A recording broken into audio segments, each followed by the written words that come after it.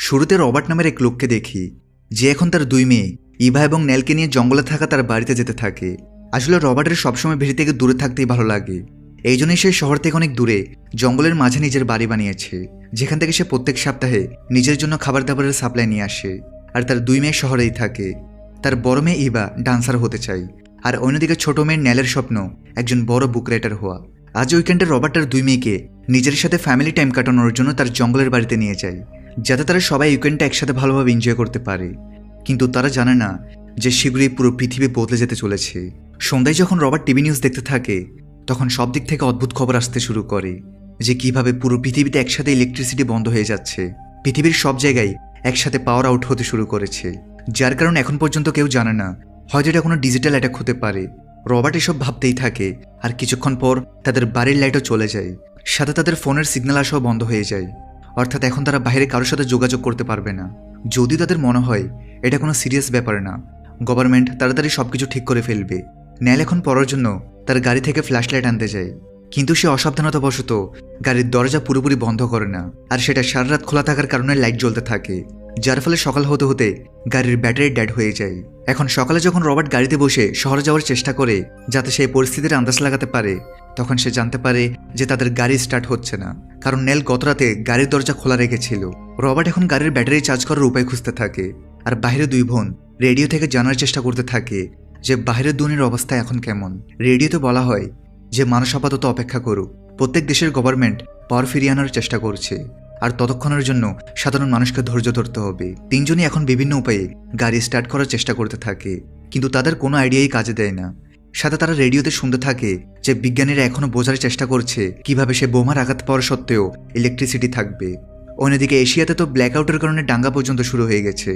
তাই এখানে আমেরিকা থেকেও ঘোষণা করা হয় যতক্ষণ না সরকার সবকিছু ঠিক করছে, ততক্ষণ পর্যন্ত সবাই যেন নিজের ঘরেই বন্ধ থাকে, আর খাবার ও পানির রেশন আগেই ব্যবস্থা করে নেয়, যাতে তাদের ঘর থেকে বাইরে বের হতে না হয়। এমন পরিস্থিতিতে অনেক মানুষ লুটের ধান্দায় ভয়ঙ্কর হয়ে উঠতে পারে। এখন যেহেতু তাদের গাড়ি স্টার্ট হয়নি, তাই তারা শহরেও যেতে পারছে না, তাই তারা বাড়িতে থেকে রেডিওতে খবর শুনতে থাকে। কিন্তু এখন 14 দিন শেষ হতে হতে রেডিওর সিগন্যাল আসাও বন্ধ হয়ে যায়, অর্থাৎ বাইরে যা কিছুই শুরু হয়েছিল তা এখন বেড়েই চলছে। ইলেকট্রনিক আইটেম বন্ধ হওয়ার সাথে সাথে এখন তো তাদের রেডিও বন্ধ হয়ে গেছে। তাদের ধীরে ধীরে এই জঙ্গলের বাড়িতে থাকতে থাকতে 10 দিন কেটে যায়। ইলেকট্রিক পাওয়ার এখন পর্যন্ত চালু হয়নি। তাদের খাবার আর পানি এখন কমেই চলেছে। তাই রবার্ট এখন তার গাড়ি স্টার্ট করার জন্য অন্য একটা আইডিয়া লাগায়। সে তার চেইনসহ দিয়ে, যা বিদ্যুৎ দিয়ে চলে না, সেটা দিয়ে তার গাড়ির ব্যাটারি চার্জ করে স্টার্ট করে ফেলে। এটা দেখে দুই বোনও খুব খুশি হয়। তিনজনই অবশেষে পুরো 10 দিন পর নিজেদের গাড়িতে বসে শহরের দিকে রওনা হয়। তাদের এখন পর্যন্ত বাইরের দুনিয়ার কোনো ধারণাই ছিল না। তারা রাস্তায় দেখে শহরের কাছের বাড়িগুলোকে চারপাশ থেকে লোহার পাত দিয়ে সুরক্ষিত করা হয়েছে। এখানে সবকিছু শান্ত। অন্যদিকে রাস্তায় আসে অনেক গ্যাস স্টেশনও বন্ধ হয়ে গেছে। তিনজনই এখন শহরে পৌঁছে তারা সবার আগে স্টোর থেকে খাবার পানি নিতে যায়। তারা দেখে যে স্টোরের বেশিরভাগ জিনিসপত্র তো খালি হয়ে গেছে। তখনই পেছন থেকে স্টোরের মালিক স্ট্যান এখন বন্দুক নিয়ে ভেতরে এসে বলে যে তারা যেন তার স্টোর থেকে লুট করার চেষ্টা না করে। সে গতকালই দুজন চোরকে গুলি পর্যন্ত করেছে। রবার্টটাকে তাড়াতাড়ি বোঝায় যে না, তারা তো টাকা দিয়ে জিনিসপত্র কিনবে। এখন স্ট্যান তাদের গত 10 দিনের সব ঘটনা বলে, যে কিভাবে পাওয়ার আউটেজের পরে মানুষ আশেপাশের স্টোরগুলোতে লুটপাট করা শুরু করে দেয়, যার পরে শপ অনাররা তো এখন মানুষকে গুলি পর্যন্ত করে দেয়। স্ট্যান এটাও জানায় যে এখন তার স্টোরে খুব কম জিনিসই বেঁচে আছে, আর প্রত্যেকটা আইটেমের দাম 100 গুণ বেড়ে গেছে। এখন এমন পরিস্থিতি দেখে রবার্ট বেঁচে থাকা সব জিনিসপত্রই কিনে নেয়, কারণ তারা জানে না যে দুনিয়াতে আরও সামনে কি ঘটতে চলেছে। আর টাকা তো এখন তাদের কাছে কাগজের চেয়ে বেশি কিছু না। তারা 5 গ্যালন তেলও নিয়ে নেয়, যদি কখনো তাদের জঙ্গল থেকে শহরে ফিরে আসতে হয়। এই জন্যই তাদের এই তেল দরকার। এখানে টাকা দেওয়ার সময় স্ট্যান রবার্টের কাছে তার বাড়ি ঠিকানা জিজ্ঞেস করে। এখন রবার্টের ফ্যামিলির সুরক্ষার জন্য তাকে মিথ্যা বলে দেয় যে তারা এই শহরেই থাকে। কিন্তু তার আইডি থেকে স্ট্যান জেনেই যায় যে রবার্টের ফ্যামিলির বাড়ি এই শহর থেকে অনেক দূরে জঙ্গলে আছে। অন্যদিকে রবার্ট সিদ্ধান্ত নিয়ে ফেলে যে যেহেতু শহরের অবস্থা দিন দিন খারাপ হচ্ছে, তাই তার আজ থেকে যতক্ষণ না সবকিছু ঠিক হচ্ছে ততক্ষণ পর্যন্ত জঙ্গলে লুকিয়ে থাকবে। আজ যাওয়ার আগে রবার্ট বাকি কাজের জিনিসপত্র নিতে থাকে, সেসব টুলস যা জঙ্গলে সার্ভাইভ করতে অনেক কাজে আসবে। আর ততক্ষণে দুই বোন তাদের বন্ধুদের সাথে দেখা করতে চলে যায়। ইভা যাওয়ার আগে তার টিচারের সাথে ডান্স প্র্যাকটিস করে, আর নেল তার বয়ফ্রেন্ড ইলিয়ার সাথে দেখা করতে যায়। এখানে ইলিয়ার তার সব বন্ধুরা পুরনো সময়ের মতো আগুন জ্বালিয়ে পার্টি করতে থাকে। তাদের এখনো বিশ্বাস যে এই সবকিছু মাত্র কয়েকদিনের ব্যাপার, পরে তো গভর্নমেন্ট সবকিছু নর্মাল করে দিবে। তাহলে কেনই বা তারা এই সময়টাকে এনজয় করবে না? এই জন্য ইলাই সহ তার অনেক বন্ধু খাবার পানি পর্যন্ত স্টোর করেনি। এখন রাত হলে রবার্ট তার 2 মেয়েকে পিক করে, আর তারা 3 জন আবার নিজেদের জঙ্গলের বাড়ির দিকে রওনা দেয়। এখন সবকিছু ঠিক হওয়া পর্যন্ত তারা সেখানেই থাকবে, কিন্তু যখন তারা যেতে থাকে তখন তারা রাস্তায় দেখতে পায় যে কিভাবে একটা থামা গাড়িতে কিছু লোক একজন প্যাসেঞ্জারের সাথে খারাপ কাজ করছে। রবার্ট তাদের বাঁচাতে নামেও, কিন্তু সে দেখে যে এখানে তো 2 জন লোক অস্ত্রের সাথে আছে, তার উপরে তার গাড়িতে 2 জন মেয়েও বসে আছে।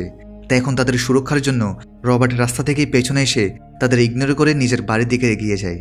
3 জনে এই ঘটনা থেকে বুঝে যায় যে দুনিয়া এখন আগের মতো নেই, এখন কোনো নিয়মকানুন বেঁচে নেই, আর মানুষ যা চাই অস্ত্রের জোরে তাই করতে পারে। তাই রবার্ট সিদ্ধান্ত নেই যে এখন তারা আর বাইরে যাবে না। এখন আগামী কয়েক সপ্তাহ কেটে যায়, এই 3 জন তাদের এই বাড়িতে সুরক্ষিত আছে, কিন্তু পাওয়ার এখন পর্যন্ত ফিরে আসেনি। আর এখন তো তারা রেডিওতে কোনো নিউজও পায় না যে বাইরের দুনিয়াতে কি চলছে। তাই রবার্ট আর মেয়েদের সতর্ক করে যে হতে পারে বাইরে এত লম্বা সময় ধরে পাওয়ার আউটেজের কারণে এখন পুরো সোসাইটি শেষ হয়ে গেছে, অর্থাৎ বাইরে এখন পর্যন্ত সব দিকে কেওস ছড়িয়ে পড়েছে। কিন্তু তার নিজের বাড়ি জঙ্গলের বানানোর কারণে তার এখন পর্যন্ত সুরক্ষিত আছে। তাই এখন রবার্ট চায় যে তার 2 মেয়েও এখানে এই জঙ্গলে থেকে নিজে নিজে সার্ভাইভ করতে শিখুক, কারণ গত কয়েক সপ্তাহ ধরে সবকিছু সে একাই করে আসছে। আর যদি তার কিছু হয়ে যায় তাহলে 2 বোন কি করবে। ছোট্ট একটা ব্রেক দিয়ে আবার মূল ভিডিওতে ফিরে যাচ্ছি। বর্তমানে বিশ্বের অন্যতম জনপ্রিয় বিশ্বস্ত অনলাইন বুকমেকার প্ল্যাটফর্মের সাথে তোমাদের পরিচয় করে দিতে চাই, যার অফিসিয়াল পার্টনার হচ্ছে সিরিয়া এবং পিএসজি। এই অ্যাপে তুমি সমস্ত লাইভ ম্যাচের ফলাফল এবং লাইভ ম্যাচ দেখতে পারবে, এমনকি তুমি স্কোর অনুমান করতে পারবে। এই অ্যাপে রয়েছে ক্র্যাশ গেম থেকে শুরু করে online salt, live match streaming এবং রিয়েল টাইম গেমিং, যেখানে তুমি আইফোন, ল্যাপটপ এমনকি BMW এর মতো পুরস্কার জিততে পারো। কিন্তু সবার সেরা পছন্দ অবশ্যই চিকেন রোড। এই গেমটি খেলে সবাই দারুণ এনজয় করে, তাই যদি তুমি এখন এটি ট্রাই করে না থাকো তাহলে মিস করছো। আর সবচেয়ে ভালো বিষয় হচ্ছে নতুন ইউজাররা আমার প্রোমো কোড ব্যবহার করে সাইন আপ করলে 26,000 টাকা পর্যন্ত বোনাস এবং ফ্রি স্পিন পেতে পারে। আর যেটা টাকা তুমি চাইলে বিকাশ, রকেট, নগদ ব্যাংক এবং অন্যান্য সহজ পদ্ধতির মাধ্যমে খুব সহজেই তুলে নিতে পারো। তাহলে আর দেরি কিসের? রেজিস্ট্রেশনের জন্য পিন কমেন্টে থাকা লিঙ্কে ক্লিক করো অথবা গুগলে গিয়ে অনুসন্ধান করো, আর রেজিস্ট্রেশনের সময় প্রোমো কোড ব্যবহার করে বোনাস পাও। এটি শুধুমাত্র একটি বিজ্ঞাপন। এই ধরনের অ্যাপে আর্থিক ক্ষতির সম্ভাবনা আছে, তাই এই ধরনের অ্যাপ থেকে দূরে থেকো। রবার্ট তাদের এই জঙ্গলে সবকিছু বলতে শুরু করে, কিভাবে এখানে কাছে একটা প্রাকৃতিক পানির উৎস আছে, আর সে কিছু মুরগিও পালছে যেগুলো থেকে তারা প্রতিদিন ডিম পাবে। সাথে কাছেই সে এখন চাষাবাদ শুরু করবে, আর মাঝে মাঝে তারা জঙ্গলে গিয়ে বন্যপশু শিকার করতে পারে, অর্থাৎ তাদের খাবার দাবারের কোনো অভাব হবে না, শুধু তাদের প্রাকৃতিক উপায়ে থাকতে শিখতে হবে। যদিও এটা শুনে নেল রেগে যায়, কারণ সে এমন জীবন কাটাতে পারবে না। সে তার পুরো জীবনটা এভাবেই আরামে কাটিয়েছে, তাহলে সে এখন হঠাৎ করে চাষাবাদ এসব কিভাবে করতে পারে? এখন সবসময়ের মতো রবার্ট তার পরিবারের জন্য জঙ্গল থেকে আগুন জ্বালানোর কাঠ কাটতে যায়, কিন্তু সে খেয়াল করে না যে তার চেনসোয়ার একটা স্ক্রু ঢিলা হয়ে গেছে, যার ফলে সেই চেনসো এখন তার পায়ে গিয়ে লাগে। রবার্টের ব্যথায় ভরা চিৎকার শুনে 2 বোন যারা বাড়িতে আরাম করছিল তারা তাড়াতাড়ি দৌড়ে তাদের বাবাকে দেখতে পায়। তারা দেখে যে চেনসো দিয়ে তার বাবার পায়ের অনেক বড় অংশ কেটে গেছে, যার ফলে অনেক রক্তপাত হচ্ছে। তার উপর 2 বোনের কেউই ফার্স্ট এড পর্যন্ত করতে জানে না, তারা তো এখন পর্যন্ত ক্ষত বন্ধ করতেও জানে না, আর তারা রক্ত দেখে ভয় পেয়ে যায়। তাদের বাবা আগেই তাদের সতর্ক করেছিল যে তারা যেন এমন পরিস্থিতিতে থাকতে শিখে, কিন্তু তখন কেউই তার কথা শুনেনি। তাই এখন রবার্ট বলে যে সে হয়তো আর বাঁচতে পারবে না, কিন্তু সে মরার আগে 2 বোনের থেকে প্রমিস নেয় যে এখন থেকে তারা কথা দিক যে তারা নিজেদের বদলাবে, আর তারা এই সময় নিজেদের মানিয়ে নেবে, সবকিছু নিজে থেকে করতে শিখবে। তাদের দুজনকে সবসময় একসাথে থাকতে হবে যাতে তারা এক অপরের সুরক্ষা করতে পারে, কারণ এখন পৃথিবীতে কোনো নিয়মকানুন বেঁচে নেই, তাই যে কেউই তাদের ক্ষতি করতে পারে। আর এখন তো সে নিজেও তাদের সাহায্য করার জন্য বাঁচবে না। এই বলে রবার্ট অবশেষে জীবন ত্যাগ করে। যদি 2 বোন আগে তার কথা মতো সবকিছু শিখে নিত তাহলে হয়তো সে আজ বেঁচে থাকতো, কিন্তু এখন অনেক দেরি হয়ে গেছে। তাই এখন তারা সকাল হলে তাদের বাবার যেখানে মৃত্যু হয়েছিল সেখানেই কবর দিয়ে দেয়। তারা বাড়ি ফিরে এসে কাঁদতে থাকে। তাদের মা তো তাদের ছোটবেলাতেই এক অসুখে মারা যায়, আর তখন থেকে এখন পর্যন্ত তাদের বাবাই তাদের মানুষ করেছে। বাড়িতে সবসময় সবকিছু তাদের বাবাই করতো। তারা দুজন নিজে থেকে কিছুই করতে জানে না, তাই দুজনে আগামী কয়েকদিন এভাবেই চিন্তিত থাকে। কিন্তু তারা বুঝে যায় যে তাদের এখন নিজে থেকে সবকিছু করা শিখতে হবে। এখন ধীরে ধীরে গ্লোবাল ব্ল্যাকআউট হওয়ার 2 মাস কেটে গেছে। 2 বোন এখন তাদের বাবার অনুপস্থিতিতে বাড়ির অল্প বিস্তর কাজ করতে শুরু করেছে। যদিও রবার্ট মরার আগে তাদের জন্য অনেক কিছু আগে থেকে সেট আপ করে গিয়েছে, তাই তারা উঠেই সবার আগে তাদের মুরগির ডিম খায়, আর তারপর অল্প বিস্তর চাষাবাদ করে নেয়। এখন একদিন ইভা বলে যে তারা তাদের তেল থেকে একটু তেল ব্যবহার করে এই বাড়ির জেনারেটরটা চালু করবে, এতে তারা অনেকদিন পর ইলেকট্রিসিটি দেখতে পাবে। পাশাপাশি তারা তাদের বাবার মায়ের পুরনো ভিডিওগুলো দেখে নেবে, কারণ পাওয়ার না থাকায় তাদের বাবার মৃত্যুর পর তার ছবি আর ভিডিও পর্যন্ত তারা দেখতে পারছে না, কারণ সে ব্ল্যাক আউটের পরেই তাদের ফোন বন্ধ হয়ে গিয়েছিল। কিন্তু এখন নেল এর জন্য মানা করে দেয়, কারণ তাদের কাছে মাত্র 5 গ্যালন তেল বেঁচে আছে, আর যদি তাদের কখনো ভবিষ্যতে আবার শহরে যেতে হয় তাহলে তাদের ফিরে আসার মতো তেলও থাকবে না। তাই নেল বলে যে তাদের এই বেঁচে থাকা তেলটা কোনো এমার্জেন্সির জন্য বাঁচিয়ে রাখা উচিত। এই কথা নিয়ে দুই বোনের মধ্যে তর্ক শুরু হয়, আর তারা আগামী কয়েকদিন পর্যন্ত এক অপরের সাথে কথাও বলে না। কিন্তু এখন একদিন নেল জানতে পারে যে তাদের মুরগিগুলোই নেই, অর্থাৎ কোনো বন্য প্রাণী রাতে তাদের খোয়ার ভেঙে সব মুরগি তুলে নিয়ে গেছে। আসলে আগে তাদের বাবা রবার্টই খোয়ারের দেখাশোনা করত, কিন্তু তখন দুই বোন কিছুই শিখেনি, আর এখন তাদের খোয়ার দুর্বল হওয়ার কারণে তাদের মুরগিও চলে গেছে, আর এখন তারা ডিম পাবে না, যার পরে তাদের বেঁচে থাকা খাবার থেকেও নিজেদের ভোগ্য খাবার অনেক কম করতে হয়। যদিও এতে একটা লাভও হয়, এই নতুন বিপদ দুই বোনকে আবার কাছাকাছি নিয়ে আসে, যারা গত 1 সপ্তাহ ধরে এক অপরের সাথে কথা বলছিল না। তারা বুঝতে পারে এমন পরিস্থিতিতে তাদের একসাথে মিলে কাজ করতে হবে, আর তারা সিদ্ধান্ত নেয় যে এখন কাল থেকে তারা আরও ভালোভাবে নিজেদের বাড়িকে সুরক্ষিত বানাবে। তারা আলোচনা করতেই থাকে, তখনই তাদের দরজায় কেউ নক করে। এখন নেল ভয় পেয়ে তার বাবার বন্দুক তুলে নেয়, কারণ কে জানে কেউ তাদের লুট করতে আসেনি তো। তারা দেখে যে এই তো ইলাই, সেই নেলের শহরের বয়ফ্রেন্ড। এখন ইলাই তাদের সবকিছু বলতে শুরু করে যে কিভাবে তখন তাদের মনে হয়েছিল যে সবকিছু তাড়াতাড়ি ঠিক হয়ে যাবে, এই জন্য তারা খাবার দাবারের সাপ্লাই জোগাড় করেনি। কিন্তু যখন কয়েক সপ্তাহ লাইট আসেনি তখন শহরের অবস্থা আরও খারাপ হতে থাকে। মানুষ শুধু খাবারের জন্য একে অপরকে মারতে শুরু করে, আর সে নিজে কোনো মতো প্রাণ বাঁচিয়ে শহর থেকে বেরিয়ে এসেছে। ইলাই বলে যে সে গত 1 মাস ধরে এদিক ওদিক ঘুরছে, আর তারপর অবশেষে তার নেলের জঙ্গলের বাড়ির কথা মনে পড়ে, যার ঠিকানা নেল তাকে শেষ সাক্ষাতে বলেছিল। অর্থাৎ বাইরের অবস্থা এখন খারাপের থেকে আরো খারাপ হয়ে গেছে, আর ইলাই এখন এতদিন পরে পেট ভরে খাবার খেয়ে খুব খুশি হয়। সকাল হলে নেল ইলাইকে তার পুরো বাড়ি দেখায়। সে তাকে কাছে একটা ট্রি হাউস দেখায়, যা নেল গত কিছুদিন এই জঙ্গল থেকে বানিয়েছে। এখানে তারা দুজন প্রথমবার ইন্টিমেটও হয়, আর নেলের বড় বোন ইবাও চিন্তিত ছিল, কারণ এখন ইলাই তাদের সাথে থাকার ফলে তাদের খাবার দাবারের সাপ্লাই আরও তাড়াতাড়ি কমতে থাকে, আর এভাবে তো তারা না খেয়ে তাড়াতাড়ি মারা যাবে। তাই সে নেলকে বলে যে সেই জন্য ইলাইকে এখান থেকে চলে যেতে বলে। নেল ইলাইয়ের সাথে দেখা করে সব জানায়, আর ইলাই বলে যে ঠিক আছে, সে কিছুদিন আগে এখানে আসার সময় জানতে পেরেছিল যে অন্য একটা শহর বস্টনের অবস্থা এখন পর্যন্ত ঠিক আছে। তো সে নেলকে অফার করে যে সেও যেন তার সাথে থাকে, আর তারা দুজন একসাথে এখান থেকে বেরিয়ে পুরো দুনিয়া ঘুরবে। নেলও রাজি হয়ে যায়, আর ইলাই আর নেল গিয়ে সবকিছু ইভাকে বলে দেয়। এখন ইভা প্রথমে খুব রেগে যায় যে তার বোন নেল তাকে ছেড়ে তার বয়ফ্রেন্ডের সাথে চলে যাচ্ছে, যেখানে বাইরের দুনিয়া তো বিপজ্জনক থাকা সত্ত্বেও তাদের তো একটা সুরক্ষিত জায়গা ছাড়ার কথা ভাবা উচিত না।